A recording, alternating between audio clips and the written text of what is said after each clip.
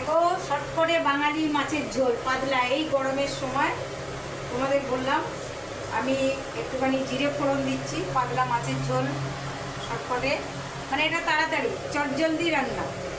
তুমি তাড়াতাড়ি অফিসে কেউ গেল, তুমি তাড়াতাড়ি করে দিতে পারো। জিরে বাটা দিয়ে দিলাম, জিরের গুঁড়ো, এই গোটা জিরে ফোড়ন দিলাম। আচ্ছা, এবারে আমি দেবো একটু টমেটো দেবো। তার তেলটা একটু গরম হোক।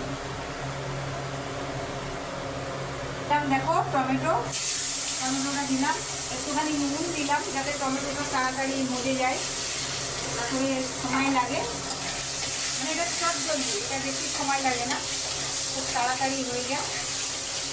আর আমি আগে থেকে পেঁপেটা আর আলুটা একটুখানি বয়েল করে রেখেছিলাম, মানে ভাপিয়ে নিয়েছিলাম, না তো পেঁপের যে গন্ধটা থাকে না, ভালো লাগে না।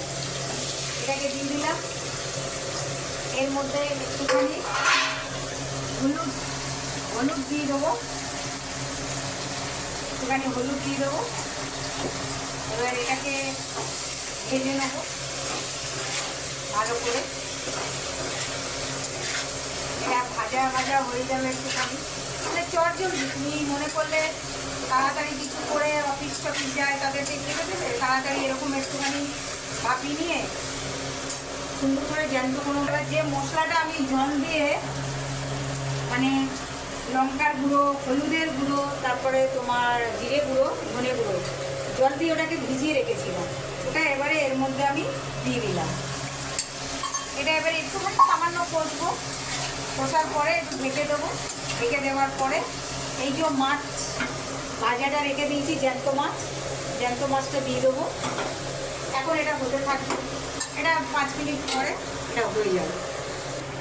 দেখো চটজলদি মাছের ঝোল হয়ে গেল, পাতলা চটজলদি বাঙালি মাছের ঝোল।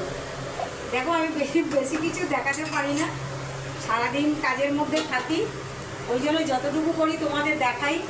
আমার কিচেনের রান্না কেমন করলাম বা তোমাদের কেমন ভালো লাগলো, ছোট বড় যে যেখানে থাকো সবাই আমাকে কমেন্ট করো, ভালো করে লাইক করো, আর আমাকে জানিও।